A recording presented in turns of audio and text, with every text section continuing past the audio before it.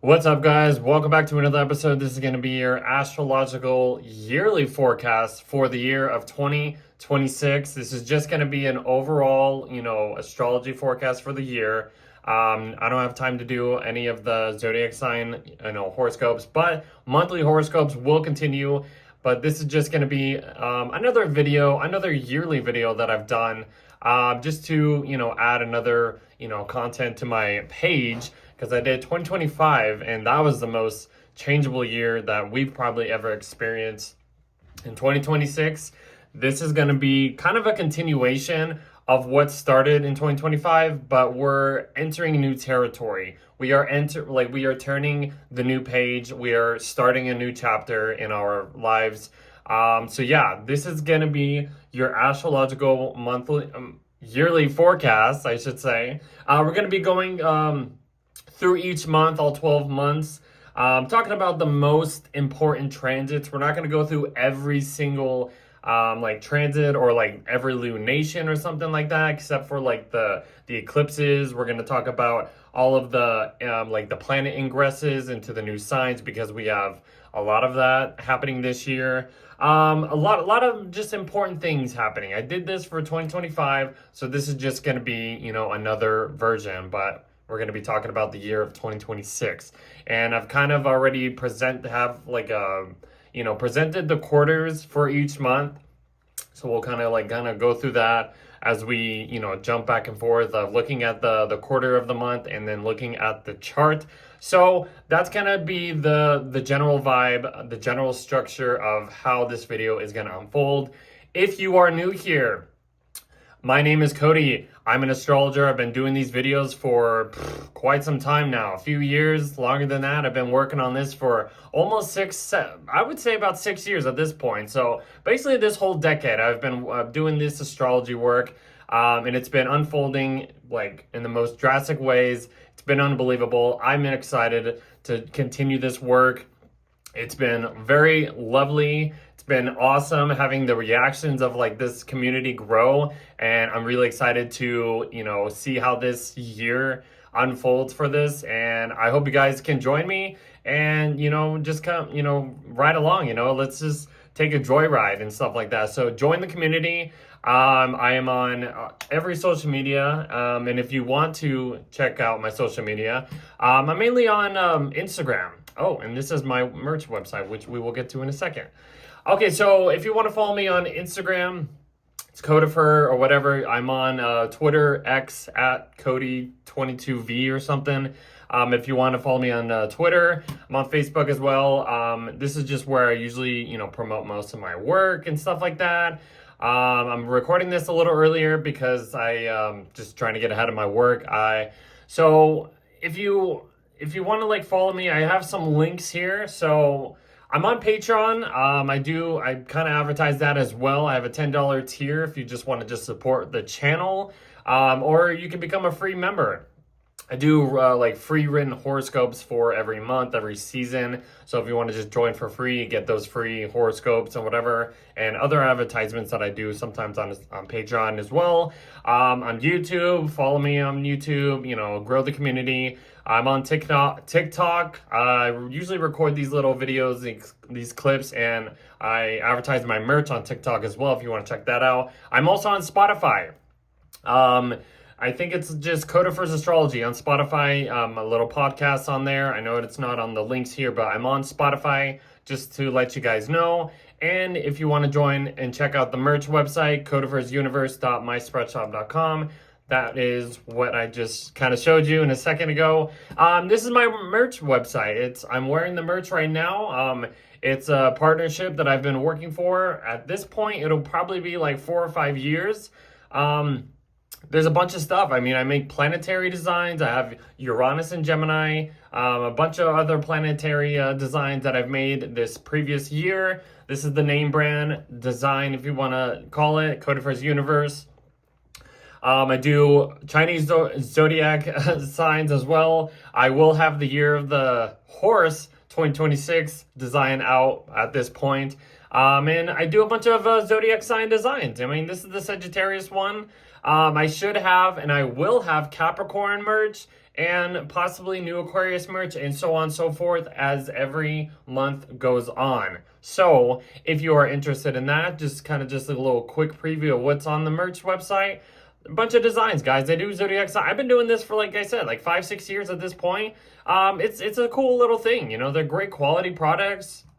I've been enjoying it. A lot of other people have been enjoying it too. I've been sharing it with other people, you know, for gifts, birthday gifts, Christmas, just little, you know, gestures of like, here's something, you know. People love it. There's a bunch of stuff: hoodies, shirts, kids clothing, babies clothing, cups, water bottles, backpacks. There's like some ornaments that I was advertising last month for the Christmas time at the end of 2025, which will be, you know, a yearly thing. There's pillowcases, joggers, unbelievable, man. They're just so comfortable. They're great products. I know this is a little earlier. There's probably gonna be a lot more stuff at this point when I release this video. So that's just kind of a little brief thing happening. That's my website if you want to check it out. Codifer on Instagram, Codifer Version. That's just my main, you know, social media platform that I am mainly on. So let's get back to the 2026 astrology forecast. So guys, we're going to be going through every month. Like I said, you know, there's 4 quarters that we're going to be, you know, talking about. And we're just gonna, you know, kind of jump through every month and go for it. So if you are really excited to explore this video, please like, share, subscribe, follow me on YouTube, Patreon, Spotify, TikTok, Instagram. Just follow me, like the channel, subscribe to the channel. I'm gonna have like every video, like so many other videos coming out. So if you want to be notified, hit the notification bell. And if you want any other like information, look at the description box below if you want any of that. So that'll be more, and there'll be timestamps for each month as well too. So I just want to put that out there. So okay, all right, guys, are you ready? Are you ready for 2026? So literally, like 2026, like I said, is going to be a continuation of what was kind of started in 2025, but we're going into new territory. And for the most part, like the first half of 2026 is kind of looking interesting. It's looking pretty, you know, the same for the most part. But like I said, there's going to be new things happening every month. The end of 2026 is kind of where things are going to start to like maybe, I guess, stir up a little bit, but we'll get to there. It's a lot to talk about, guys. So let's just kind of jump into quarter 1, which is the first month at least, January. So the first thing, like, there's a few things happening in January at least. It's kind of a big month actually. Mercury's going into Capricorn. We're gonna have like this triple conjunction with Mars, Venus, and the Sun. They're all gonna conjoin in Capricorn, which is gonna be really interesting. Venus will eventually go into Aquarius. And then the Sun will join Venus and start Aquarius season. Then Mercury will follow, and then Mars will follow. And then we have Neptune officially entering Aries. So let's just kind of jump into the chart. So, okay, so what do we got here? So this is, you know, this is January, guys. I'm just kind of go with the flow. I'm just kind of going with this. I'm not trying to make this perfect as possible, but, you know, this is just another yearly forecast video, whatever you want to call it. So depending on how long this video is, but so yeah, so we're in January. We kind of have this like I said, this build up happening here. Let's get Mercury into Capricorn at this point. So we have this like Capricorn stellium happening here, guys. It's kind of interesting. I mean, a lot of, you know, we're getting past the Sag energy. Maybe all that, you know, chaoticness. The Mercury retrograde that we had at the end of the last year was like maybe stirring a lot of last minute plans, just kind of all over the place. But then everything got into Capricorn and we got grounded. You know, we have Mars exalted in Capricorn. You know, Sun's in here. This is winter at this point. So like this triple conjunction here happening with Venus, the Sun, and Mars is really interesting because they're all like kind of combining their energies. They're getting burnt up. They're being kazemied for this, like as they pass through the Sun and stuff like that. And their energy might not feel, you know, there, but there's a lot of like new chapters, new refreshments happening at this point, which is really cool. And then you can kind of see like The full moon happening over here in Cancer, which is conjoined Jupiter, which is really nice though. It's kind of interesting, this lunation. Like you got Mars exalted in Capricorn, you got Jupiter exalted in Cancer, it'll be here for, half of 2026 and stuff like that. So Jupiter in Cancer has been really lovely though. So we kind of just go through the month. They're just kind of, passing by. Let's just kind of go through what else that I had. So just basically like Capricorn and Aquarius season energy happening in January. That's about it really. Let's see. Yeah, and then, okay, so they all meet up, I think, at like, oh, look at this, 17 degrees. They all meet up. The sun, Venus, and then Venus passes both of the sun and Mars at that point. So, and they're all opposite Jupiter, which is super interesting. This is the Capricorn and Cancer axis of like, Jupiter and Cancer is like just, trying to provide more nourishment, more emotional wisdom, more safety, more protectiveness. And all the Capricorn is just like, work hard, do the grind, and, get the structure right and something like that. I don't know. It's like taking care of like your public, public responsibilities, your public structure, and also trying to protect your home life and something like that. I don't know. That's just Capricorn Cancer access. So, and then they kind of just pass through, and then January just kind of moves on. It's not really that much happening in January. And then there's like, okay, then Venus goes into Aquarius. She gets basically conjoins Pluto at that point, and then there's like a new moon in Capricorn happening, and then we just kind of move on. Then everything else gets into Aquarius.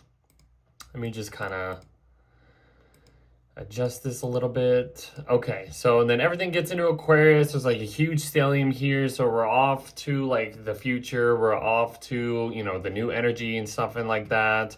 And then Mars will get there eventually. And then we have like this huge, stellium happening in Aquarius.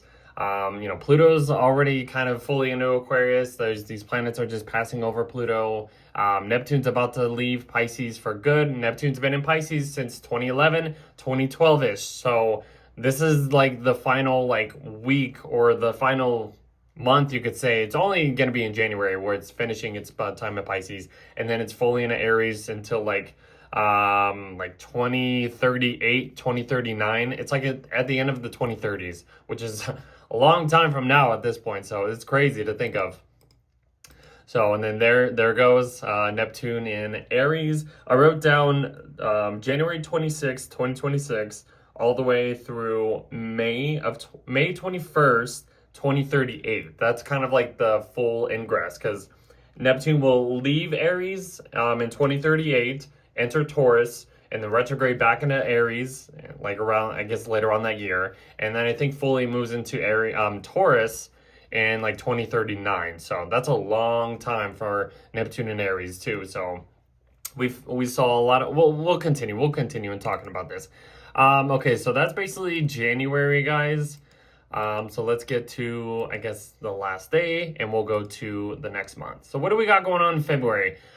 Basically, I think it's like there's a Mercury retrograde, I think, starting to build up in this point. So Uranus will station direct.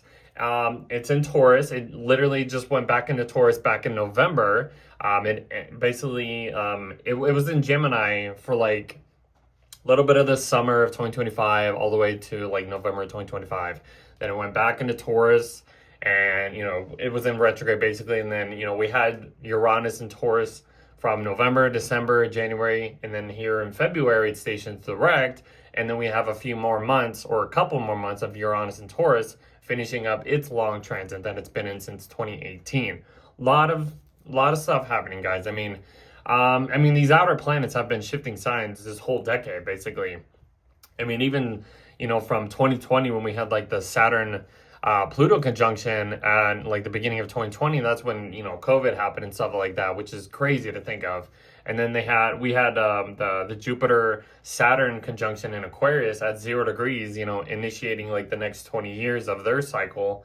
And then they kind of just, they entered new signs at that point. It's just, and then Pluto entered Aquarius and stuff like that. It's, these outer planets have been shifting signs, changing, signs over this decade, it's just been, the 2020s have been such a transformational period, decade, you could say. And this is just, by this time, by 2026, this is where things are like fully into that new era, new chapter, new like fully, just we're done with the old stuff and all that kind of stuff. I hope that makes sense though. But anyways, so we're in February. Uranus station is direct. Mercury will go into Pisces. Venus will go into Pisces. Saturn will enter Aries for good for the next like 2.5 years. And then we have the Sun going into Pisces. Pisces season starts. Saturn will make that conjunction to Neptune in February, which has like been the buildup over this past couple years, I should say. And then we have a Mercury retrograde. So let's jump into February. Okay, so let's see. We kind of have a full moon happening. I guess we'll talk about like, the full moons. I know I just said I wasn't going to talk about that, but whatever. We'll throw it in there for now. There's a full moon in Leo, beginning of the month, end of January. Kind of have this like stellium still happening in Aquarius. So whatever. I'll just talk about little things like here and there. Like this is when that happens, and then we'll move on. Okay, so what did I have? Oh yeah, so Uranus stations direct, so at 27 degrees of Taurus, and at this point, Uranus is fully done with Taurus. He's going to be on his way out in the next couple months. He leaves in like April and goes into Gemini at that point, so we'll get there. And then let's see, Mercury goes into Pisces, gets into detriment. He's in his sign of fall, so I mean, Mercury in Pisces is a weird transit. It kind of has a more intuitive way of communicating. It's just like it has to think more of like a bigger lens of like communicating, very spiritual in a way, I guess. Kind of emotional. Like I said, it's kind of just like an intuitive way of expressing something, and it doesn't make sense at sometimes, but that's just Mercury in a Jupiter ruled sign at times, and in Pisces. And then whatever. So, and then it's gonna eventually go over the North Node. Then Venus will enter Pisces, which Venus loves to be in Pisces. Venus is exalted. We got Venus exalted in Pisces. We got Jupiter exalted in Pisces. Not bad. Not bad of an energy. I mean, the Sun's in detriment and Aquarius, so the energy, our willpower is a little weakened at that point. I should have mentioned that. I'll mention it now. So that's just kind of, so there's some good energies happening, but then like, I don't know, whatever, but we'll move on. Venus and Pisces, very lovely, very lovely. We all love Venus and Pisces. I mean, it's just that unconditional type of connections with relationships and just love and, just what's nice, what's enjoyable and stuff like that. It's cool. It's a nice transit. Okay, and then, so Mercury goes over the North Node, so pay attention to any, like, messages you get. I think last year when Mercury was in Pisces doing, like, retrograde over the North Node, there was, like, a lot of, like, just, that was an information, like, overload, like, kind of going, like, seeking beyond seeking beyond some futuristic ideas, plans, maybe communications and stuff like that. So pay attention to this, because I think Mercury will eventually come back over the North Node. It'll do its retrograde thing or whatever, so that's important. Let's see. And then Saturn fully enters Aries at that point, and then they're beginning the Saturn-Neptune conjunction, which has been building up since 2023, you could say. When Saturn entered Pisces, and then Neptune was in Pisces as well, and they just kind of been getting closer and closer. So, I mean, this is the peak moment. I would think, after February, like, we're going to be in a new chapter, like a new kind of energy, new era. Whenever these outer planets make a conjunction, it's a huge, huge deal.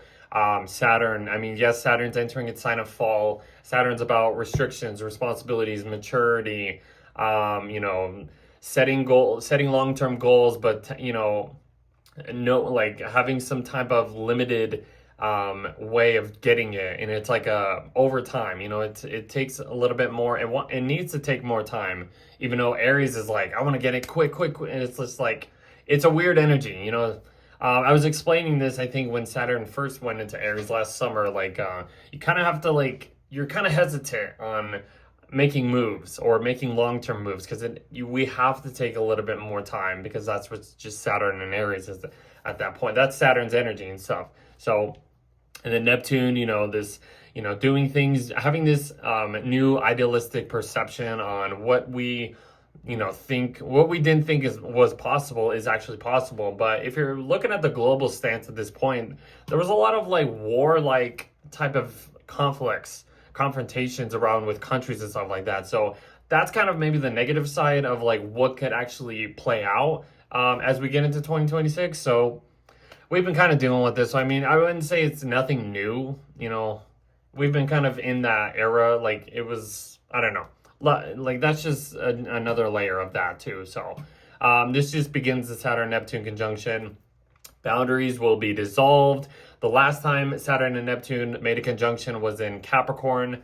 That was around like I think it was 1989. And I think that was like when the Berlin Wall, came down. So kind of like walls will be, broken down in a way. Neptune is kind of dissolving these Saturnian walls or something like that, or we're making more or dissolving our old realities that this cycle has been playing out over the past like 37, 38, almost 40 years at this point. It takes around that time for those two to make a conjunction. So very, very interesting, guys. It happens, when does it happen? It happens on the 20th. So okay, there's a new moon in Aquarius happening at that point, and then everything gets into Pisces, and that's like the Pisces stellium happening here. And then Mercury's about to station. Mercury's gonna be retrograde in I think all water signs this year, because it's been kind of in the fire signs retrograde and then going back into the water signs. But I think it's fully retrograde in all water signs, and I think Jupiter's about to station direct at that point too. So. Let's see. Here we go. Look at that. So look at that. Perfect. Saturn passes over Neptune. So like that's what I'm saying. Like last summer when Saturn entered Aries and got close to Neptune, it was like a degree or maybe half a degree apart. But then it stationed retrograde and then went back. So this is like Saturn passing over Neptune for good. So this is a huge deal, guys. I'm just saying like whatever. I'm not saying like something's gonna happen this day, but just as we kind of go through this year after this point, we're going to see the remnants of what was started, what was broken down, what was dissolved. These new realities are just like going to be just we're in, this is where the chapter kind of begins at this point, I would think. Like this is when 2026 really kicks off, I would think. On top of like, Uranus going back into Gemini eventually, but huge deal, guys, I'm telling you. I think Mercury's about to station retrograde. And then that's kind of where we're at the end of February. Yeah, see a little S right there. So Mercury's going to be retrograde in Pisces. And then, yeah, I think that's about it for for February. So let's go to March. So what do we got going on in March? And then we're about to enter quarter two after this. So Mars is going to enter Pisces.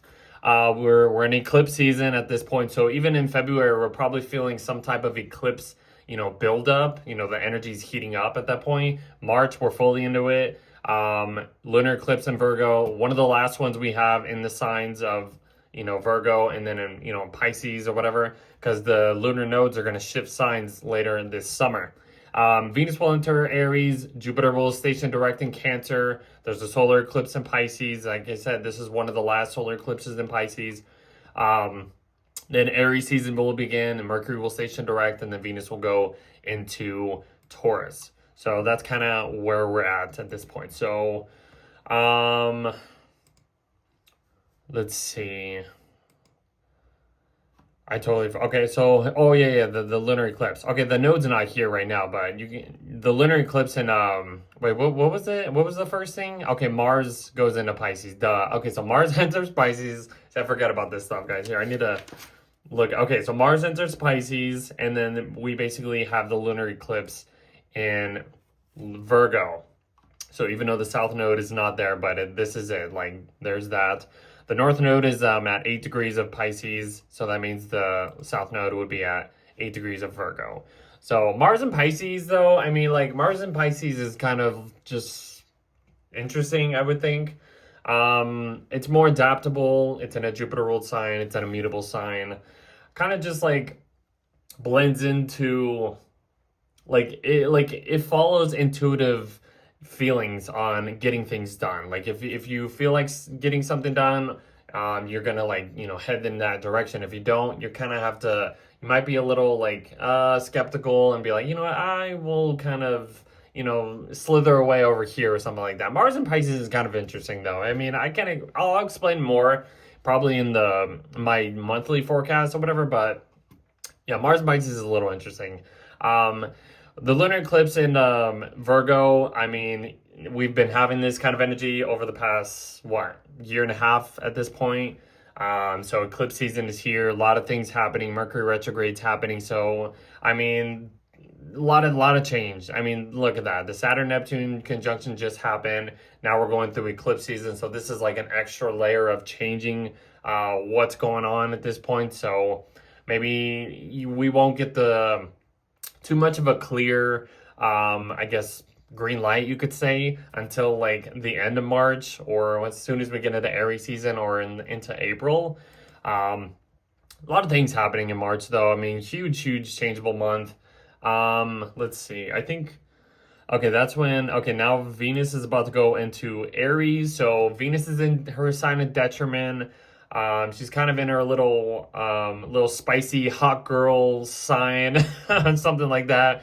I think she went retrograde last year in the sign of Aries and Pisces, which is kind of interesting. Just to like a note of like the last time she was in here. Which I will mention, Venus will eventually go retrograde later on this year. So just a hint, because she's passing the sun already. Like she's already far away from the sun.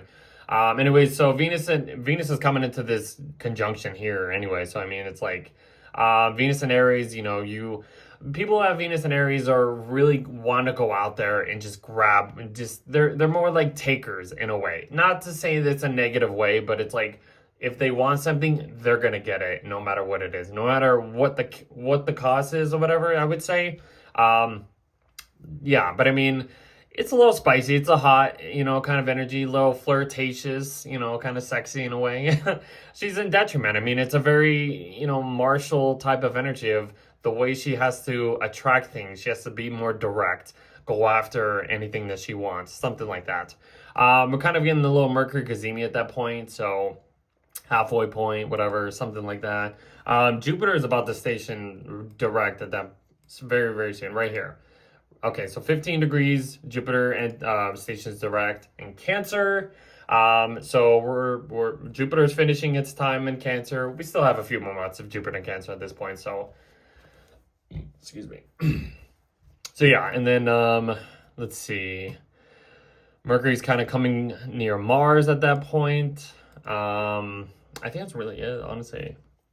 Just building up to the solar eclipse, the partial eclipse in Pisces happening, and then Mars is kind of like in the mix of it too. I mean, look, see, Mercury's back on the North Node, so we're kind of back at that, what was going on, what were we thinking of, the North Node, futuristic energies, where our North Star, North direction is heading to. A lot of just futuristic stuff at that point, just kind of just like going back to the drawing board of what can we do for our future. And it's Mercury in detriment in Pisces, so it's like kind of just has to go with the flow. If it feels like it needs to go in this direction, we're gonna have to just go in this direction, no matter if it's in uncharted territories, no matter if it feels uncomfortable. That's kind of what I would think of about this Mercury retrograde too. So interesting. So, and then there's like a new moon, partial eclipse, you could say, in Pisces. One of the last ones. I think there will be like a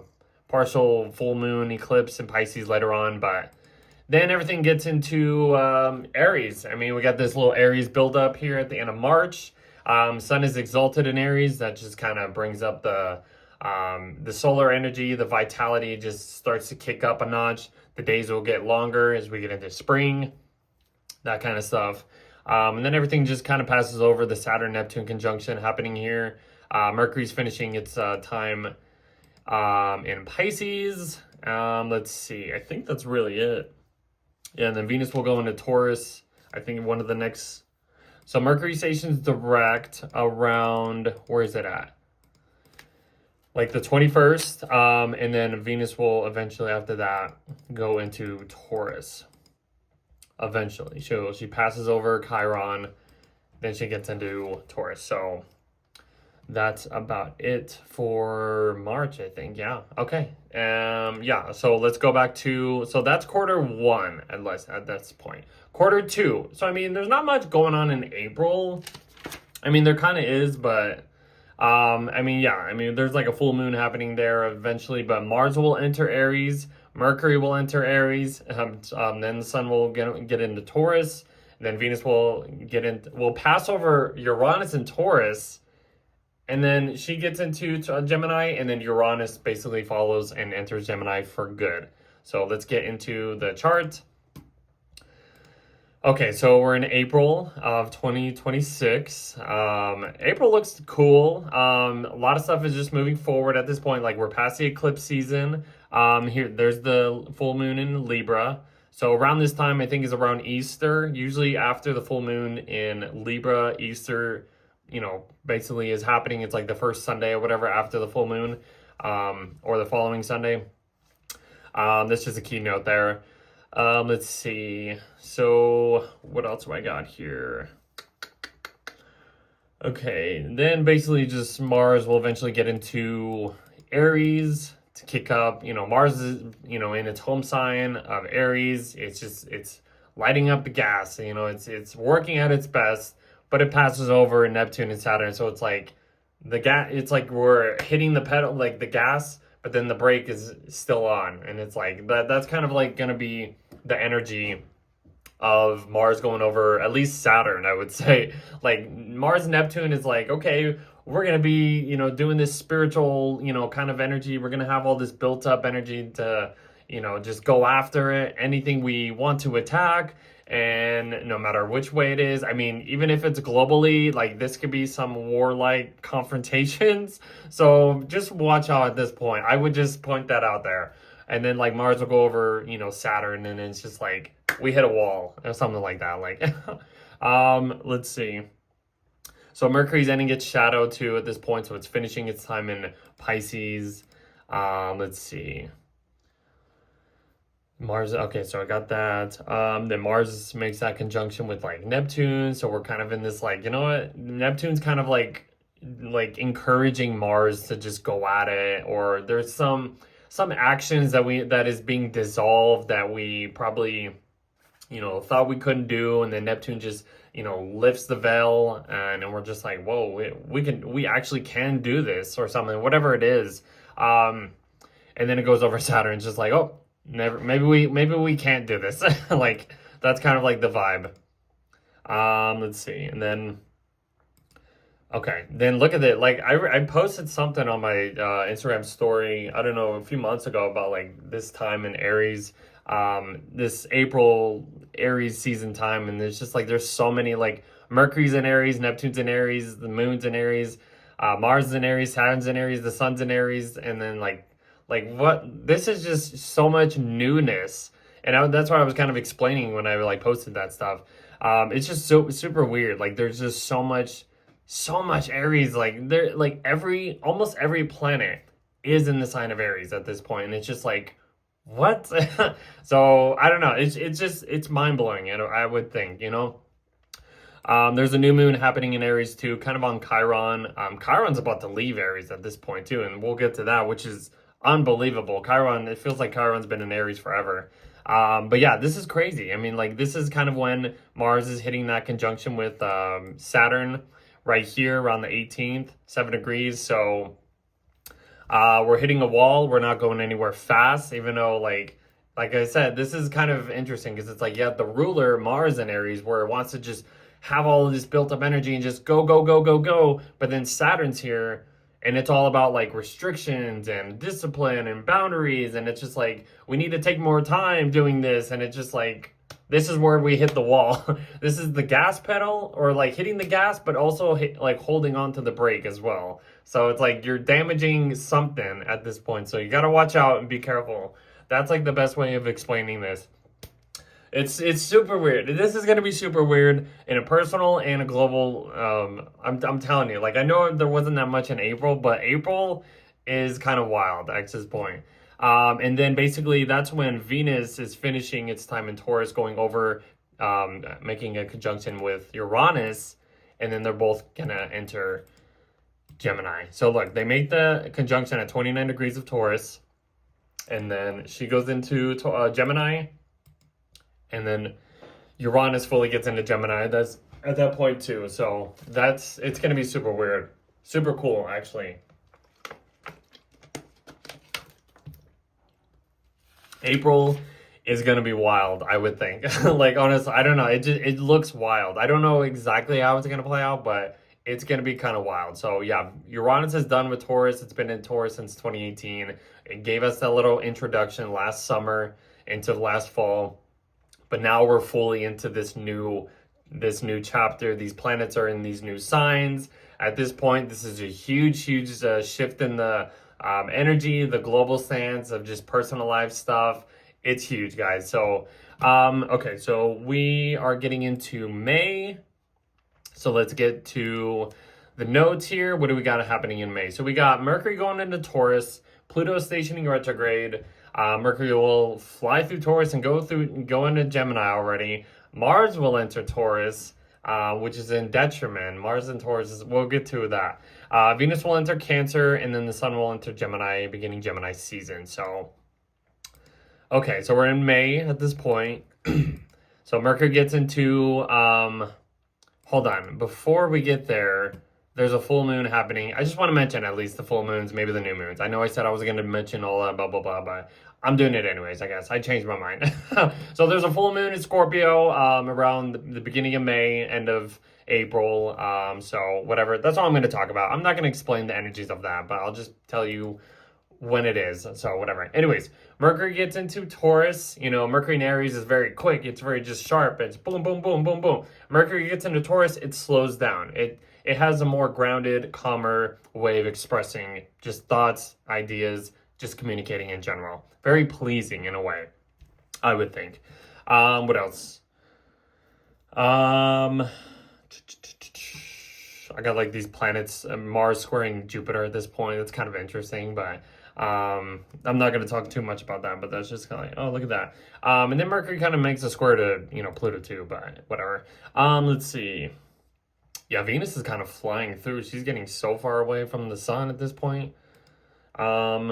So Pluto stations retrograde at 5 degrees of Aquarius. So, I mean, Pluto's fully in Aquarius at this point. A lot of AI, artificial, futuristic, stuff has been, shooting off in the past, few years. Ever since Pluto's been like kind of ingressing into Aquarius. So we still have many, many years of Pluto in Aquarius. So this is just maybe you're not gonna feel something happening right now, but I don't know. Pluto in Aquarius, it's an interesting transit,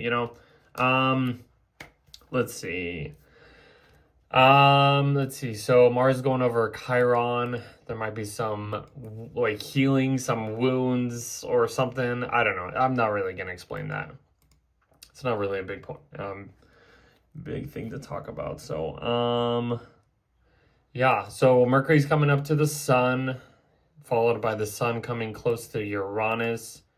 Then Mercury passes the sun and then heads into, okay, so there's a new moon happening in Taurus right before Mercury enters Gemini, and then Mercury enters its home sign of Gemini.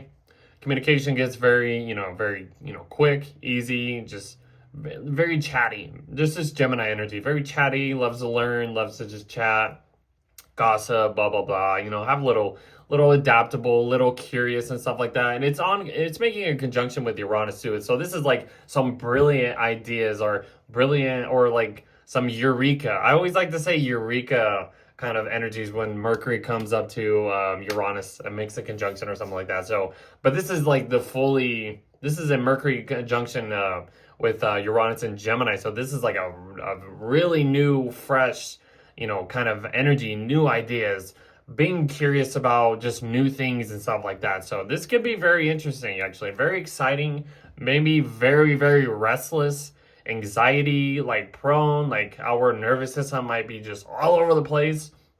That's another thing that happens when Mercury comes into a conjunction with Uranus. We might like our energy just might be all over the place. We might lose a little sleep. So just kind of that's just the general vibe of that. After that, then Mars enters Taurus. So it leaves its home sign of Aries, enters the sign of Taurus, which is its sign of detriment. So it just has to kind of like, it gets calmer, it gets grounded. It has to find some consistent path to, use its energy wisely, use its energy like consistently instead of just putting all of your energy like Mars and Aries just all in once. It's just like, okay, let's just slow down. Let's just kind of coast. Let's coast and drive in a way. That's kind of Mars and Taurus. So that's kind of that at that point. Venus is in Cancer. She's about to make another conjunction with Jupiter, which was super lovely last summer. I think that it happened in like August or whatever, so it'll happen very, very soon. What else what happening? I know, I'm all over the place. That's about it. I mean, the sun's going into Gemini, passing over Uranus. Gemini season's here at the, end of spring. Summer is about to kick off. That's kind of it. That makes that Kazemi with Uranus. Let's see. That's kind of it, honestly. There's a full moon in Sagittarius at the end of the month. So I guess that's really it though, right? Yeah. Okay, it happens right here, the 30th, 31st. There's a full moon in Sagittarius as well. So, and then Mercury's about to enter Cancer, I guess. But that's May. So let's go to the notes, see what's happening in June. June's a huge month, guys. June is going to be something else. Mercury is entering Cancer, like I said. Venus will enter Hot Girl Leo. Hot Girl Summer begins. I like to say that. That's kind of funny. Chiron is entering Taurus, which is, like I said, it's about to shift from Aries into Taurus at this point, which is a huge deal. That'll be interesting to see. Then the sun will enter Cancer, beginning the summer solstice. Summer season is here. Mars will enter Gemini and make a conjunction with Uranus. I think that happens in July, but that's another interesting thing that happens. Mercury will go retrograde in Cancer, and then Jupiter will leave Cancer and enter Leo, which is another huge deal. So let's get into where we're looking at. What are we talking about? Okay, let me flip the page. Okay, so June, there's not much going on in June. I have kind of like a half page of notes. So Mercury goes into Cancer, gets a little bit softer, very nurturing kind of communication, expressing stuff. Let's see. Yeah, look at that. The Venus is coming up to that conjunction with Jupiter at that point too. That's going to be super lovely in next June, or this coming June. I'm recording this and yeah, we know. Okay, but I'm just saying this is going to be super interesting. Coming off the full moon in Sag as well. Like that's where I have it. I have the Venus Jupiter conjunction on the 9th. Right there. So it's like the 8th, the 9th, and the 10th. At around 25 degrees of Cancer. I think that's where Jupiter's stationed retrograde, actually. Because where I'm at right now, recording this in 2025, Jupiter's stationing retrograde. So, and it's at 25 degrees. So this is when Jupiter is going to come back to this point and get, it's basically getting out of its shadow, its retrograde territory. So that's a keynote there for Jupiter cycle, which is interesting to think of. You get the Venus-Jupiter conjunction in Cancer. Oh man, what did I say last summer? I was just sweetness. It's all about sweetness.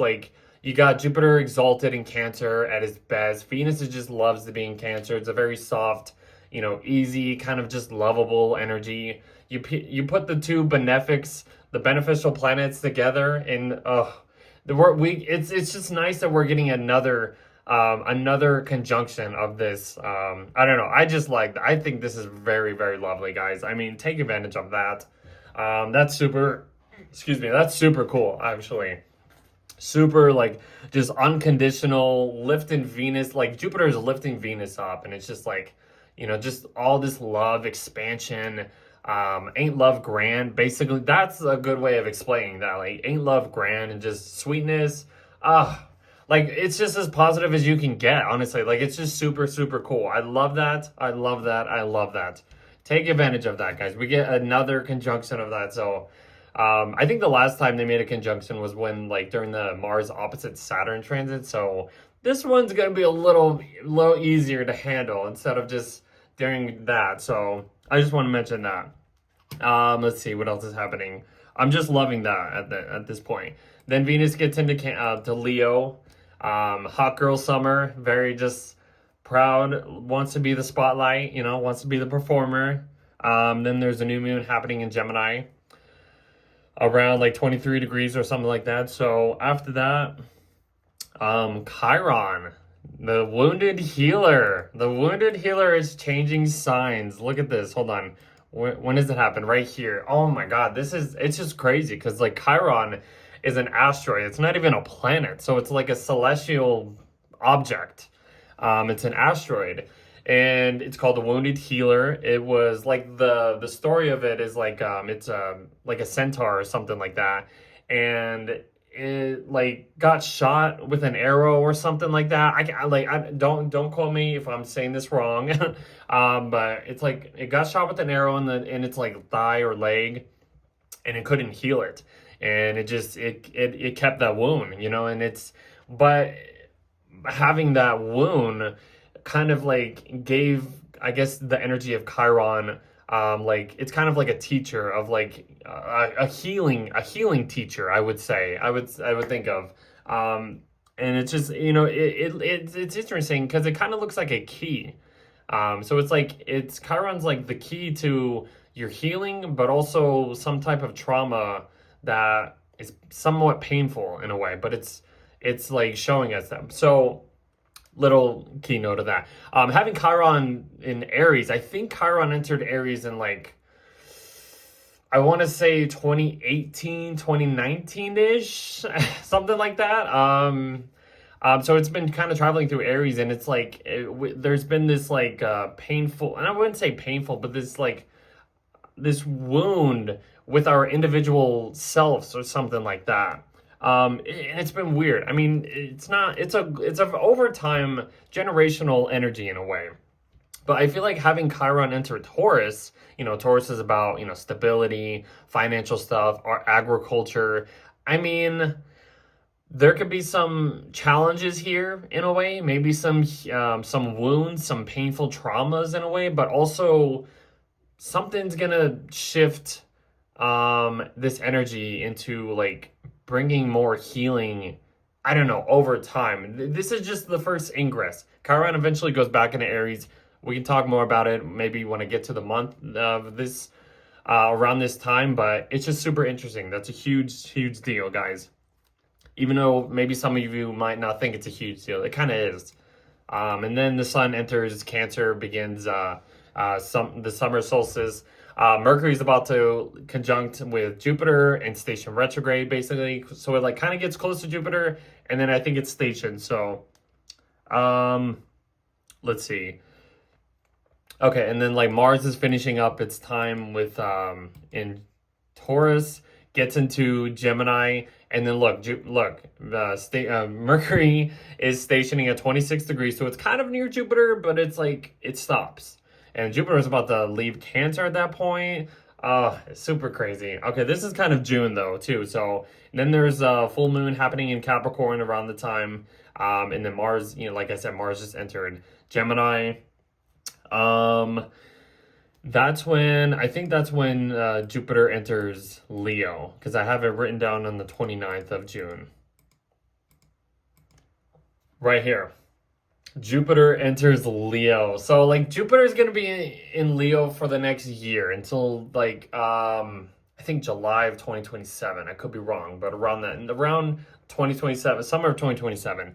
But for the most part, I mean, we're going to have the South Node, which is coming up in the next month. July is going to be a huge month, guys. Like I'm telling you, that's another huge part. So let's kind of shift into, where are we at? Let's shift into the notes. So that's quarter 2. Now we're in quarter 3. Another huge month, guys. This summer is gonna be huge, I would think. Like the first part, the quarter one, quarter two. Well, quarter one's kind of just like a continuation of what started in 2025. Okay, quarter two is just kind of just like, okay, we're kind of we're getting comfortable with this year at this point. You know, that's kind of the general vibe of that. Then we get into quarter three. And, as, Chiron's going into Taurus, Jupiter's going into Leo, Mars is kind of going into Gemini, making a conjunction with, it's going to make a conjunction with Uranus. That's huge. Okay. So we got Neptune retrograde, and Neptune's fully into Aries, and it's going retrograde. Then we get Venus and Virgo, the Jupiter opposite Pluto transit, guys. That's kind of been building up. It's kind of building up at the end of 2025, but then Jupiter slows down, stations retrograde, and then kind of goes away from it. So it lightens up. But as we get into the summer, like as soon as Jupiter gets into Leo, boom, hits that opposition to Pluto. Huge deal, guys. The sun will enter Leo. Leo season starts. Mercury will go direct. The North Node will enter Aquarius, and the South Node will enter Leo. So we are fully done with the North Node in Pisces, South Node in Virgo at this point, guys. So that storyline is done. It's been in since like January of 2025 all the way to July of 2026. Huge deal, guys. And then Saturn will station retrograde in Aries as well. So, whew, a lot to talk about, guys. Okay, let me just adjust this a little bit.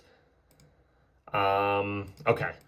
So, we get the Mars, the first thing happening in like July. I know I'm not going to talk about every transit, but this is what's interesting. The Mars Uranus conjunction and Gemini. This is going to be like opposite my stuff because I'm a Sag sun and I have my Sag sun at like 3 degrees. So it's like, this is going to be kind of crazy for me. Just to throw that out there. But Mars and Uranus conjunction in Gemini. Uranus is out of shadow at this point too. So I don't know, like this is going to be another interesting time, guys. I don't know. I can explain more as we get to this, but I just want to just kind of throw that out there and be like, hey, there's some like innovative, unpredictable, curious type of energy happening, but it's unpredictable. Like it could be chaotic. It could be just all over the place. Like even for the global stance, like watch out for some crazy stuff. Because I think the last time Mars made a conjunction with Uranus, it was in Taurus. That was whenever like that one person was trying to attack, what's his name at that rally, whatever. It kind of, yes, whatever. I'm not going to get into political stuff, but I think we can, you know what I'm talking about. Yeah, they try to assassinate who, let's just say. So maybe another round. I mean, he does have a sun in Gemini. I'm just pointing that out. I'm not saying his name, but just saying. Not saying that. I'm just pointing that out, guys. But unpredictableness. Anyways, moving on. I hope I don't get banned for that. Neptune is stationing retrograde at 4 degrees. So it's fully into yeah, so that's where Neptune's stationing. That's as far as Neptune's getting into Aries at this point. Let's see what else is happening. Excuse me. Venus is about to enter. Venus goes into Virgo. Okay, so she enters her sign of fall. She kind of cleans her hot girl vibe, performance kind of energy. Gets a little bit more clean cut. I would say a little picky, nitpicky in a way. Venus and Virgo, I mean, yeah, even though it's, on paper, or if you look up Venus and Virgo, it's like, oh, you don't like this, or you're kind of picky about relationships and blah, blah, blah. But it's like Venus and Virgo it's very pure. It's a very pure, like energy. Very, like I said, it's kind of clean cut. I like to talk about like Venus and Capricorn, kind of like a clean cut vibe. But in Virgo, yeah, it has like a more, kind of perfectionist. It wants to provide love through services. That's kind of like the most positive thing you could say about Venus and Virgo. So even though, yeah, it might not feel the best, but last time Venus, I think she goes over the South Node, actually. She basically is going over the South Node at this point. So I think the last time Venus went over the South Node, it was just just yucky. Like it's just so uncomfortable. So that we might have one more uncomfortable feeling when Venus goes over the South Node in Virgo. But it's all right. I mean, it's one little get rid of this. Maybe we don't need this. That's kind of what it is. It's all about though, because the South Node is trying to replenish whatever's been going on in Virgo. Venus gets here, the goddess of love, pleasure, and it's just like, you know what? Maybe I don't need this anymore. That's kind of the general vibe, I would think. Then there's, let's see, so Mercury's in retrograde, kind of coming up to the sun. Let's see. The next thing I have is kind of like that new moon happening in Cancer. And then, oh, did I not talk about that's building up the opposition between Jupiter and Pluto. Let's see. Uranus makes that trine to Pluto though. That's building up. That's been kind of in the air for 2025 a little bit. Now it's fully making that little trine to Pluto. It's all in a sextile with Neptune here. Little minor grand trine. But the Uranus and Pluto trine, like that's been building up, that's some cool stuff right there. That's innovation, new inventions, futuristic stuff. Just like, I would think very social, like because it's air sign, so it's like groups of people are coming together. Pluto's in Aquarius. The power is kind of going to the people in some type of way, or how you can combine forces with people, strengthen numbers, I would think. And then Uranus here just brings that innovative, like outside of the box kind of, let's try this, let's do this, how about this, kind of like that. So that's going to be really interesting during the summer, or as soon as Uranus gets into Gemini. That I love that. Let's see. Then the Jupiter opposite Neptune, not Jupiter opposite Neptune, Jupiter opposite Pluto transit happens. That's really interesting. I don't know exactly how this is going to play off, but we can just kind of, give little keynotes. I mean, Jupiter is a planet of expansion, higher perspective, knowledge, long traveling, spirituality, faith, beliefs, stuff and like that. Like, that's just Jupiter, and it's in Leo, so it's like putting it like to a max. I mean, Jupiter in Leo, like that's just some cool stuff right there. Like it's literally larger. I would think like it's a larger than life type of energy. It's in Leo, it's in a fire sign. Jupiter is all about big expansiveness. So, you're just putting all of your chips in and just going for it. Like it's a risky type of energy, but it's a very bold energy in a way, and this is what the growth is unfolding. And then it goes opposite Pluto and Aquarius. So I mean, this is what I like to say about the Leo Aquarius axis is the Leo part is the performer. It's who's like putting the it's you on stage, and it's the artist or whatever. And then the Aquarius part is the people, it's the audience. So I mean, for the most part, I mean, even with Pluto represents like corruption, power, let's just like, what is it, like deep secrets, deep hidden, like what's the word? It's like Pluto rules large organizations or institutions like corporations and governments and stuff like that.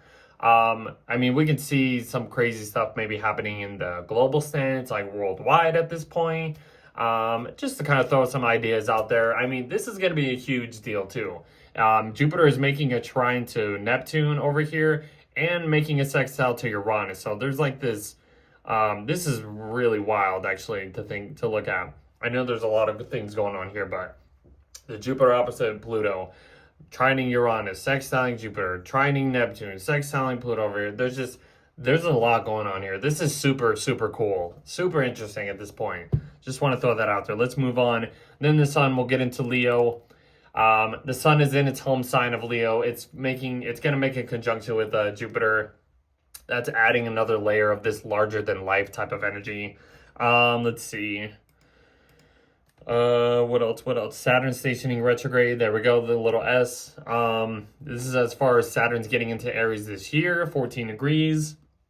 I think it's going to go back all the way to like 7 degrees. So 7 degrees to 14 degrees. That 7-degree mark is where Saturn's going to go back and forth over.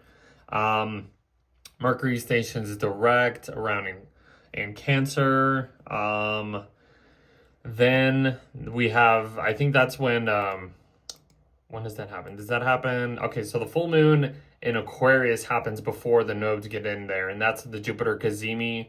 That's really interesting too. I mean, that's just adding the more, the another layer. You're putting the luminaries, the sun and the moon are called the luminaries, on top of this Jupiter opposite Neptune. Jupiter opposite Pluto. I don't know why I keep saying that. Jupiter opposite Pluto transit. So it's just adding that, like illuminating this to like what's going on in our personal life. So even if Jupiter goes opposite Pluto on this day, maybe we see or hear something about it around the full moon in Aquarius. So just to put that out there.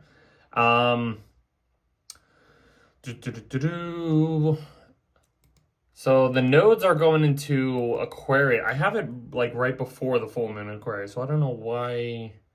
It's like I have it in, why do I have, it happens around July. I don't know why it's showing in August. Whatever. Okay, so let's get into August. So that's July. So August, yeah, I mean the nodes will eventually get there. I've written it down.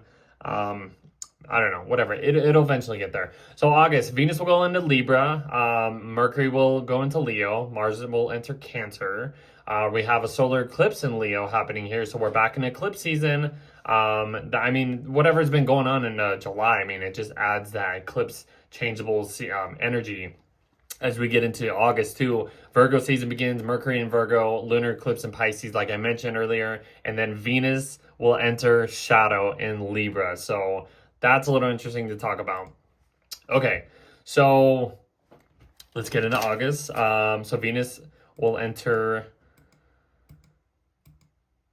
Libra. Okay, so Venus is in Libra. She's in her home sign, acting, providing that beneficial, dignified energy when it comes to relationships, peace. Look how far she is from the sun, too. This is why she's going to enter shadow, too. Like, it's usually like a couple signs ahead of the sun before she stations retrograde. So Venus in Libra, very lovely.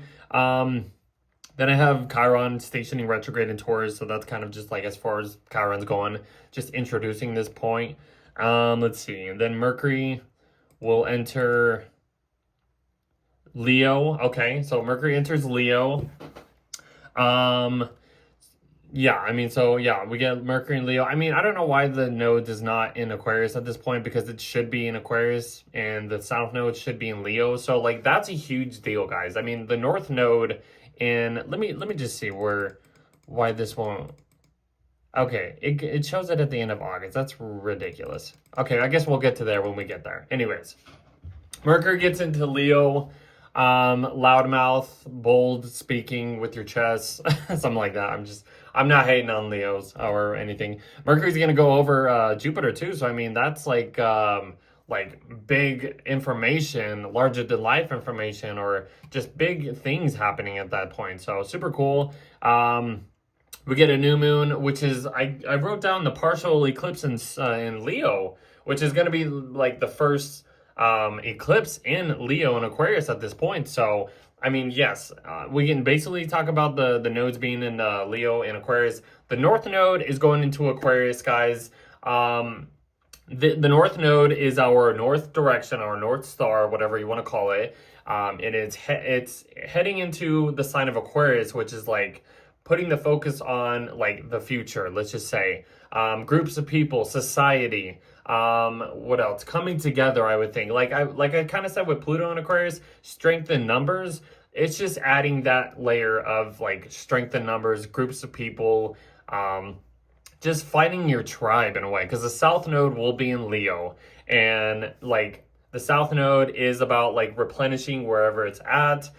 Leo is about the self, the individual, the performer. So maybe we're going to be, letting old performances of who we show ourselves, I guess we're going to be letting that go over this period of time. Because I think the nodes will be in Aquarius and Leo from, the summer of 2026 all the way to like, I think, possibly January, February-ish of 27. I could be wrong. It could be later on that, and somewhere in 2027. I don't know, something like that. I'll have to look into it. But yeah, that's kind of what I would think, what I've been thinking of about like the North Node going into Aquarius. It's just like heading into the direction of like your people. Who is like your groups of people, or what does this future look like for you and this like Aquarius theme? You know, we've been having this Aquarius theme over the past like the whole decade of 2020s, or at least the past, let's just say 4 or 5 years or whatever, like half of it. And a lot of new stuff has been introduced to us, you know, especially having Pluto in the sign of Aquarius. So having the North Node, putting that North Star in the sign of Aquarius, like where is our future heading? You know, how is society gonna, you know, be shifted when the North Node is entering Aquarius? We'll move on and talk more about it. Maybe, you know, if I think of anything else, but just kind of wanted to like really talk about that. Anyways, new moon, partial eclipse, solar eclipse in Leo. That's kind of why I wanted to bring that up, because I mean, this is the first one. So this is like, it's a new moon. You know, new moons are usually about refreshing energies and stuff and like that. But this is putting an emphasis on like what we need to start letting go of. And the South Node will be in Leo. It'll be about ourselves, old performances in a way. I don't know if I can think about anything else, I'll say that, but this is going to be the start of a huge new, you know, universal shift. The tides are turning as we get to the end of, or you can just say the summer of 2026, or end of summer of 2026. We'll move on. Okay. Whew, a lot to talk about here. Mars will enter Cancer. So Mars is in its sign of fall in Cancer. So Mars, last time Mars was in Cancer, I think it was like at the end of 2024. It stationed retrograde, or it went through, you know, Cancer and Leo, station retrograde, was in retrograde for most of the time of, you know, 2025, or half the beginning of 2025 in Cancer. That was an uncomfortable time, guys. I mean, we don't want to think about that. Mars in Cancer, I mean, it's a very protective, you know, kind of energy. It has to, you know, like it has to, you know, use all of its ambition. It's a very passive aggressive type of energy, like, but it's good for protection. It's good for standing up for yourself, or, you know, if there's something that, or someone that crosses you the wrong way, you might want to kind of ease your way out some way, or like kind of, you know, maneuver, I don't know, just kind of avoid some confrontation. But there's like gonna be this like passive aggressive like type of energy happening. I don't know, that's Mars in Cancer. I mean, Mars is in its sign of fall. It's not really working at its best, so it's all good though. Let's see. Then I think that's about it. Well, let me see the notes real quick. So I got Mars in Cancer, solar eclipse in Leo, Virgo. Okay, so just Virgo season happening. Everything just starts to go into Virgo. Okay. Let's see. So yeah, I guess so. So the sun will eventually go over the South Node. Okay, so look, it shows the node going into Aquarius. It shows it around the 19th, but I'm pretty sure it's like at the end of July where it officially goes. So I don't know if this is like the true node, or this software is just a little behind. I don't know. But yeah, there's the North Node in Aquarius. That means the South Node is opposite it in Leo at 29 degrees. So yeah, so this is we're officially in this time area, guys. Then the sun will go into Virgo. End of summer, you know, Mercury's about to follow the sun, enter Virgo at this point too. Mercury's entering its home sign, its exalted sign as well too. It's exalted and has a rulership in the sign of Virgo, very clean cut, clear communications. Venus is in Venus is in Libra, dignified, working at her best. We have Mercury working at its best. Mars isn't working at its best, so that's the only, like, our energy might be a little weakened. What else? I mean, okay, so yeah, let's move on. So let's see. That's just okay. We're building up to the last partial eclipse, you could say, full moon in Pisces. So this is the last one of its series. We're gonna have, I think, one more partial new moon solar eclipse sort of in Virgo. in the beginning of 2027, and that's going to be like the official like ending of that chapter of the North Node in Pisces and South Node in Virgo that we've been in since like what was it, like the fall of 2024. So that storyline is kind of ending at this point. And that's why the nodes are entering new signs at this point. So we're kind of at the end of August at this point. Venus will enter shadow at, what is it? I don't even have the degree. I think it's around 22 degrees. I think it's 22 degrees of Libra. She'll end up coming back to it and stationing because she's about to start her retrograde cycle. So I think that's it. Yeah. Let's move on to, what is it, September. Okay, we're at the end of quarter 3. Venus will go into Scorpio. Excuse me. Excuse me. Mercury will enter Libra. Uranus will station retrograde, getting as far as into Gemini as it's doing this year. Chiron goes back into Aries, so we just get this little small Chiron and Taurus period during the summer. So, and then it goes back into Aries. It'll officially move into Taurus sometime next in 2027. Libra season begins. Mars will enter Leo. So we'll get out of Mars and Cancer. But Mars entering Leo, guys, this is the end of the year. And this is where I'm like, okay, now this is where the things are going to start to retrograde. We're getting into more retrograde territory as soon as Venus enters shadow. Because Mars will eventually go retrograde in Leo, but we'll get there. But it'll be Virgo and Leo. Little side note. Mercury will enter Scorpio. The last one of the last things. Okay, so we're in September. Huge month, kind of. Let's see. Yeah, so I mean, Venus is in shadow, beginning her retrograde phase. So she enters Scorpio. What was that, around the September 10th area. So, and then there's a new moon happening around the same time she enters Scorpio, and then Mercury will enter Libra at that point too. It's going like opposite Neptune and all that stuff. So, and look at this. Venus is going opposite Chiron as like that's kind of interesting. I don't know, just pointing that out. It's not a big deal probably, but they're both kind of like in the retrograde territories going opposite, Taurus and Scorpio. Venus enters her sign of detriment, but it's in a more secretive, very deep, hidden intimacy. I like to say Venus and Scorpio people has this celibate type of energy, so they can go without pleasure for long periods of time and something like that. So I like to say that I have Venus and Scorpio, so this is going to be interesting. I'll be going through my Venus perfection year, just to kind of side note at this point. So it's kind of interesting that my ruler will go retrograde as I'm getting my Venus return. Kind of interesting. And then, yeah, Mercury enters Libra, creating more peace, a little bit of indecisiveness, something like that. Very easy going. Then Uranus stations retrograde, goes up to 5 degrees of Gemini. And then, let's see.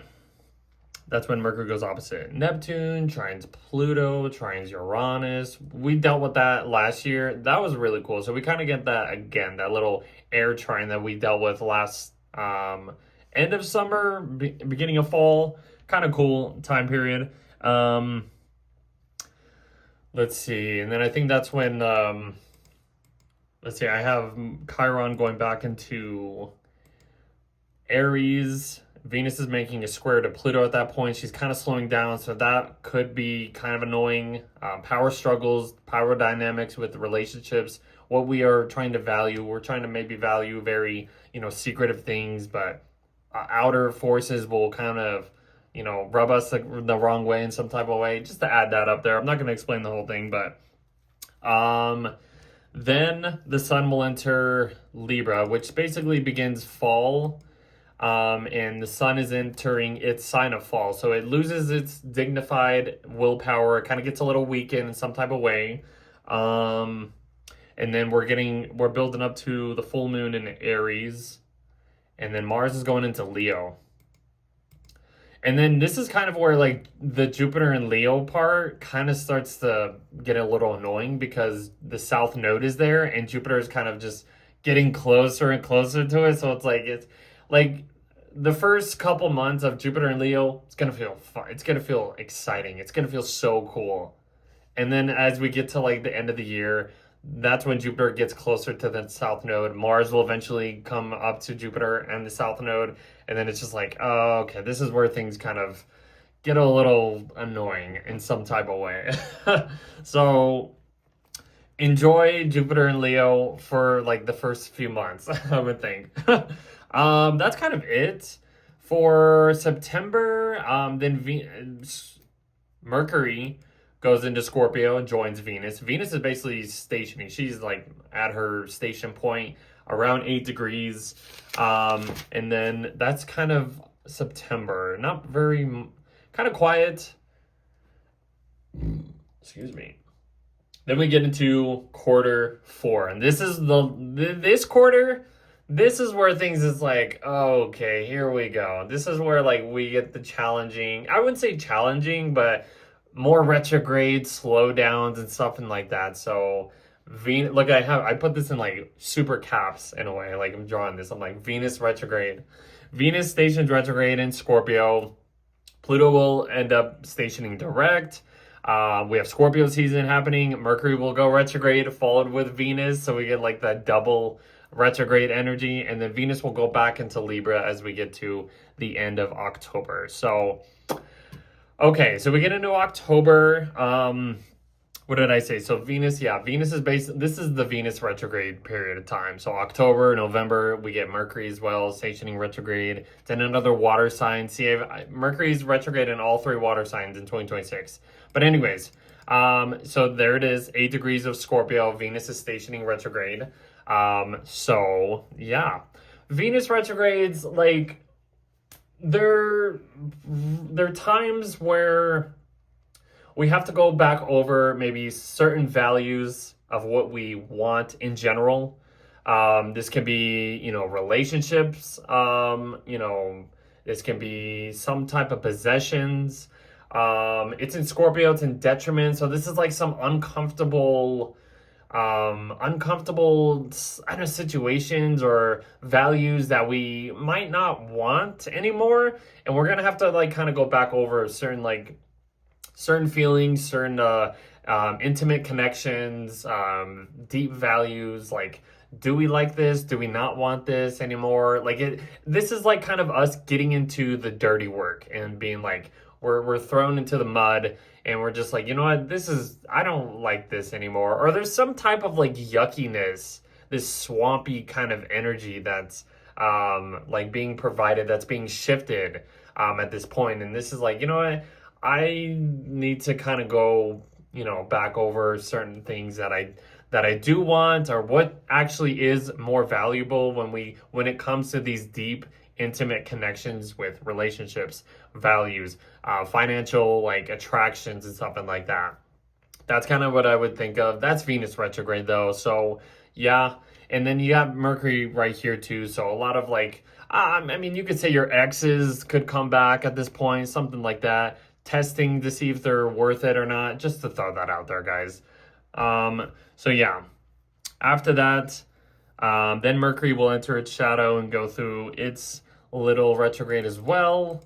Let's see, Jupiter's getting closer to the south node, which is like, oh man. Let's see what else is happening. Mars is kind of Mars is in Leo at this point too. So Mars is bold actions, kind of just doing, going out there. Last time, this is where kind of Mars stationed retrograde. Last time it was in this position too. That was at the end of 2024. So we're kind of back at that point. I mentioned, I think it was, it'll enter Virgo and then station retrograde. But yeah, this is the last time that Mars was in Leo. It was when it stationed retrograde. Okay, so so the new moon in Libra happens, around October 10th. Mercury passes over Venus, or you could say they kind of swap places, swap directions. Then Pluto will station direct at 3 degrees, something like that, right here.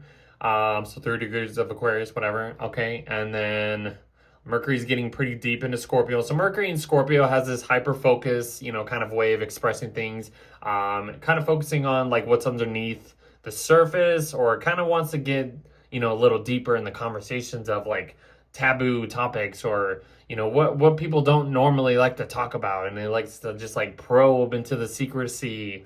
That's Mercury in Scorpio, whatever. But so, I mean, even having Mercury going retrograde in Scorpio, there's like maybe some deep information, deep taboo topics that we're going to have to go back over. Because, I mean, where I'm at right now, Mercury is kind of retrograde and Sagittarius in Scorpio. So I'm going to like kind of experience this already. But then next year, as we get to, this time at this point, Mercury's going to be fully into this Mercury retrograde in Scorpio. So there could be some like similar vibes, similar themes coming up that popped up maybe at the end of October, November, and December of 2025 that kind of reappear during this Mercury retrograde in Scorpio. Just to point that out there too, guys. So this is what's cool about the yearly forecast. You kind of just like you're just kind of spitballing, seeing what's going on, but then you can also remind these, like, everybody of what happened last time this point happened, because that's kind of what I mentioned about the Mars. Last time the Mars was over here, it's in retrograde in Leo and in Cancer. Now Mercury's kind of in the same spot doing its thing. Then the Sun will kind of meet up with Venus, like right at the beginning of Scorpio. Scorpio season begins right at 0 degrees. Venus comes back in the heart of the Sun, and then she's about to swap and go back into Libra. Where are we at? Okay, so that's kind of like at the end of, and then that's end of October. That's when Mercury stations retrograde around 20 degrees. That's kind of interesting because I think where I'm, like I said, just add that out. What I've been noticing is like every year that Mercury enters shadow, the following year he stations like direct or retrograde on that period or something like that. I hope that makes sense. I don't know. That's just what I've been noticing, because he entered shadow around 21 degrees of Scorpio in 2025, at the end of 2025. And then it's stationed at like 6 degrees of Sagittarius. So it's like here it's stationing at the point where he entered shadow at the end of 2025. Does that make sense? I hope that makes sense, guys. I thought that was like the most interesting thing that I've kind of discovered with these like synodic cycles and stuff like that, especially with Mercury. Throw that out there. Then Venus goes back into Libra, so she gets dignified. She's back in her home sign, getting out of this yucky, detrimental, deep, waters of Scorpio. She gets back into Libra. She's like, okay, now I can, actually get a little bit more, go back to the drawing board and, actually get, what is actually valuable when it comes to relationships and just connections and bringing more balance and peace into this energy and stuff like that. So kind of throw that out there. Then after that, like one of the last things happening is the full moon in Taurus. So, usually when we have a full moon in Taurus, the moon is exalted and Taurus loves it. This is just illuminating some, stability, illuminating, the good things in life. The Sun is in Scorpio in this deep, dark, rooted, situation and stuff like that. But then it's like the moon in Taurus, because I just experienced one too, like where I'm at right now. It's interesting. A year from now, basically. So, like the slowness, the indulging, like what's just easy, what's peaceful. Let's just get a little bit comfortable. That's kind of like the full moon in in Taurus. And it's like, even if we have to get a little dirty and deep into this rootedness, we need to find some comfort into what we can actually bloom into or grow into. Just a little side note. And then that's basically it. That's kind of October. Let's get to the notes real quick. So we get into, this is the last couple months anyway. So we get into November, Mars will enter shadow. So it's like, oh, here's another layer of retrograde. And it's Mars though. It's like, oh my goodness. This is going to be an interesting Mars retrograde cycle, guys. Mercury will station direct in Scorpio, yeah. Because it's in... And then Venus will station direct in Libra following. And then we get into Sagittarius season. And then Mars will enter Virgo.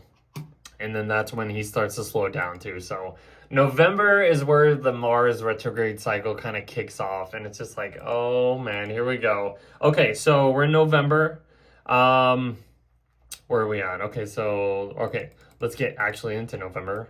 Okay, so we're in November now. Let's see. So she's finishing her retrograde cycle. She's almost at, I think it's 22 degrees. She's stationed direct in Libra. So we're kind of just, look, Mars is coming up to Jupiter, but they're kind of both on the south node right now. Like, this is what's kind of like, oh, this is a little draining in some type of way when, you know, the south node goes over these planets. It's not so just out there. It's just like, there's some, like, but you can also say, like, there's a refreshing, you know, replenishing, refreshing the energies of these two planets in a way.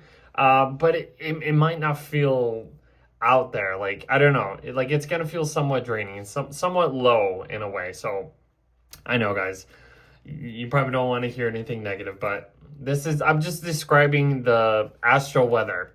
So, at least for the most part of 2026, it's not bad, you know, but then we get into the end of 2026 and then it's just like, okay, that's when things kind of get a little annoying in some type of way. But anyways, let's get into November. Venus is kind of like making a sextile to these guys, which is kind of adding a layer of like, you know, even though this might feel draining, lean towards relationships, lean towards things that feel enjoyable to kind of ease the pain in a way, I guess. Even if it isn't painful. I don't know. So it's okay. So then Mars enters shadow at 20 degrees. Jupiter's, I think, already in shadow at this point too. So I mean, Mars will end up coming back to this point. When is it? This is in I think it's April of 2027, because I already like have my notes written down for 2027, and I've been, you know, tracking this this cycle of these two of when they're gonna station direct, and they're gonna come back around this point in like April of 2027, and then they're gonna move forward. So yeah, so it'll be 20 degrees from Mars. I've written that down. After that, that's kind of when we get, you know, the new moon in Scorpio, and then that's kind of when Venus and Mercury are going to end their retrogrades.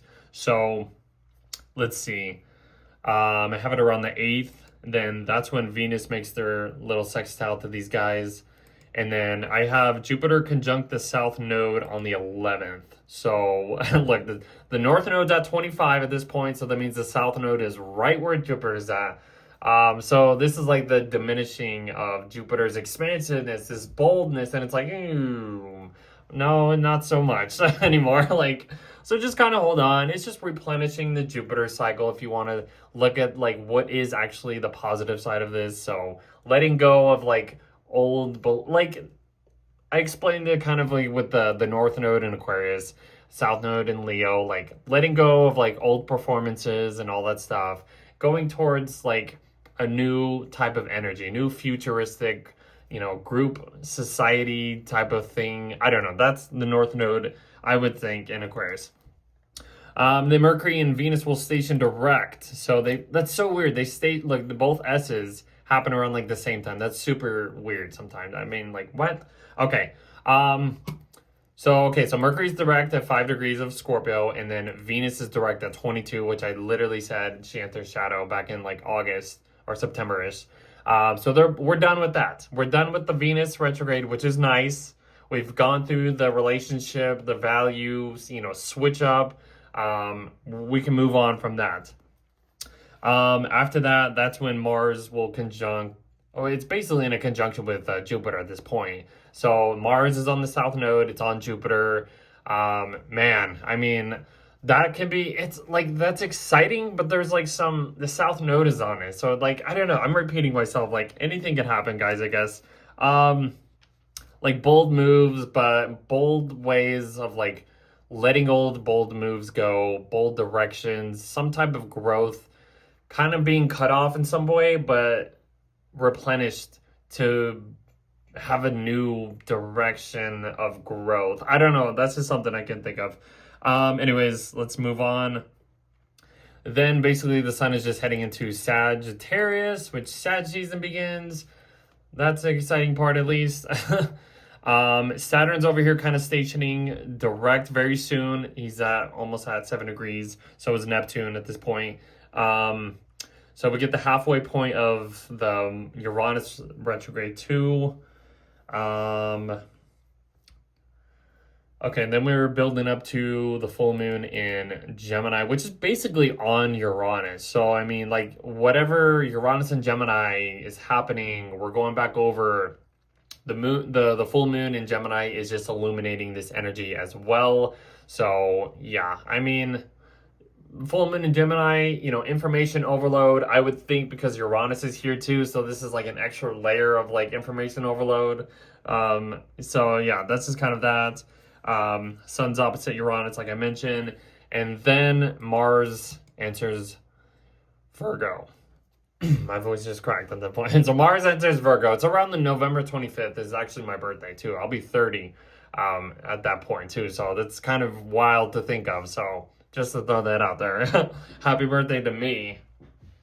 So yeah, Mars is in Virgo now. So this is where Mars is like really gonna start to slow down. It's going to station, I think, 10 degrees, which it actually doesn't station until January, I believe. But all of November, all of December is like the Mars slowdown, the Mars retrograde territory, guys. So that's kind of where we're at the end of November. We're already almost done with this year. This is a cool video. I'm super excited that I was able to do this. It's always, I just love talking. I love doing this, guys. I love doing this. I love sharing this content with you. It's just the best thing ever. I mean, if I had more time, I would go through more, you know, of the rising sign horoscopes through this, but I'm always just busy. You know, I'm working my, you know, normal 9 to 5 at this point, and trying to also do this too. So I'm always just trying to just put as much energy into like whatever I'm able to do. So it's like, sorry if I'm not able to provide a little bit more extra content for you guys. That's just normal normal stuff when you're a content creator and just normal daily lives and stuff like that. So I don't know. I'm just spitballing here. Anyways, we get into December. So the last month of the year, Venus will go back into Scorpio to finish her little retrograde territory stuff. Mercury will enter Sagittarius. Saturn will station direct. Neptune will station direct. Jupiter will station retrograde. And then Capricorn season begins, and then Mercury goes into Capricorn. So that's kind of it. Let me look at the notes here. So Venus goes back into Scorpio, back into her sign of detriment. She gets a little bit deep. She dives into the deep waters of Scorpio.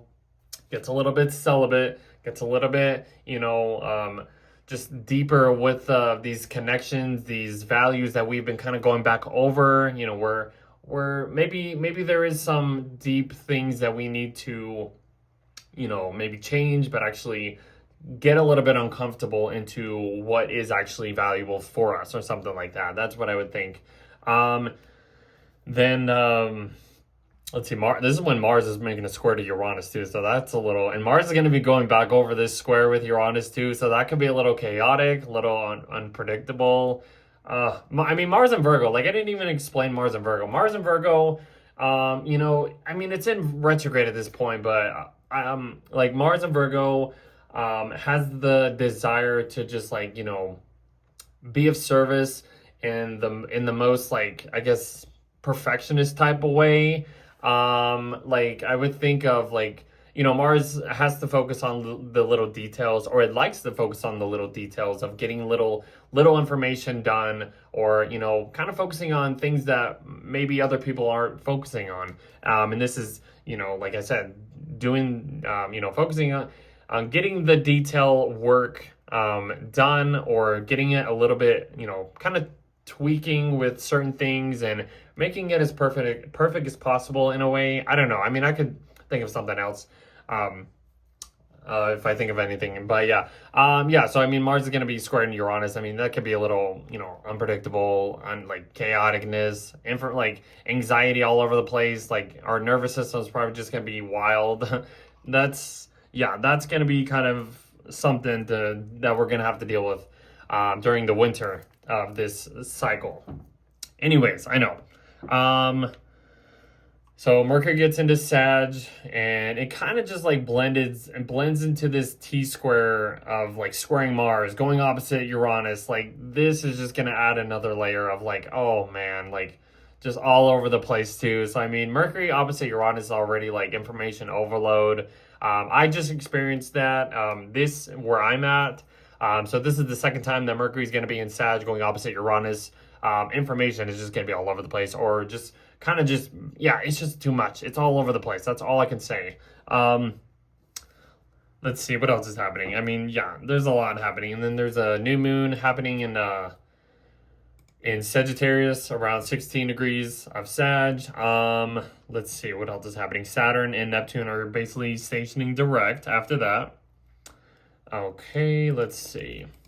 Saturn stations at 7 degrees of Aries, and then Neptune stations at 1 degree of Aries. So they're, kind of fully into this Aries, energy at this point. They're not going back into Pisces. So, I mean, they're fully into this Aries energy. So we're moving forward to that. Look, Mars is getting a little bit deeper into Virgo. Yeah, and then that's kind of when Jupiter stationing retrograde too. So Jupiter stations around the time that Neptune's stationing. So Jupiter stationing at what, 27 degrees? I guess it's 27 degrees. 27 degrees of Leo on the south node. I mean, what else can I say? I mean, I've been saying like this is going to be a little interesting, a little odd, I would think. I don't know. Maybe it isn't. I don't know. I'm just don't know. Let's see. Venus gets out of her shadow at this point. Look, she's at 8 degrees of Scorpio. That's where she's stationed at this point. So we're fully done with the Venus retrograde territory stuff at this point, which is cool. Let's see. I wrote that down. Venus ends shadow around the 15th of December. And then the Sun and Mercury just go into Capricorn. That's just how we end the year. So, yeah. And then we get that. And then that's kind of when the Mars retrograde is going to start to build up, because the Sun is making a trine to Mars, which basically means that it's going to start to retrograde. Whenever the Sun makes a trine to these outer type planets, it usually means that they're stationing retrograde or stationing direct. So yeah, I mean, Capricorn season, this is Christmas I have on here. So Christmas 2026. So yeah, get grounded from, the Sag energy stuff. We're moving on to the new year at this point, kind of getting focused on, getting back to the grind, the daily traditions that we normally do, Capricorn season, all that stuff. So that's about it. I mean, and then, yeah, then we get into 2027. I mean, that'll be another, interesting year to talk about. So, I mean, so that is kind of it for 2026. I will continue to do monthly horoscopes for every sign, so that's not going away. This was just another content yearly forecast of what I am kind of just providing and putting out there. So I'm really excited to do this. I hope you guys like this. Please like, share, subscribe. Come join the channel, hook your favorite astrologer up. This is going to be an interesting year, guys. I mean, honestly, like I said, the first half of 2026 is going to be pretty nice for the most part. I mean, yeah, there's going to be bumps in the road like always. We get into the summer. That's when things really start to change. The North Node gets into Aquarius. South Node gets into Leo. Jupiter gets into Leo, goes over the South Node. Mars will basically get into Leo, do the same thing, get into Virgo, station retrograde. It'll station at I think 10 degrees of Virgo. So, and he's basically right there anyway. So, I mean, this Mars retrograde in Virgo and Leo is going to be kind of wild in a way.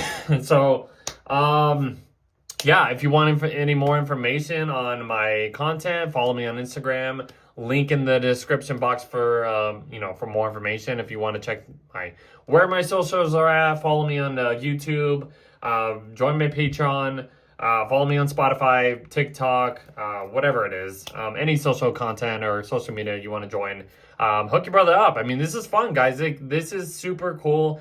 I'm super excited that I did another video. I just recorded December. So December in 2026 should be out within the next, you know, at least at this point. So yeah. So I just kind of wanted to leave you this.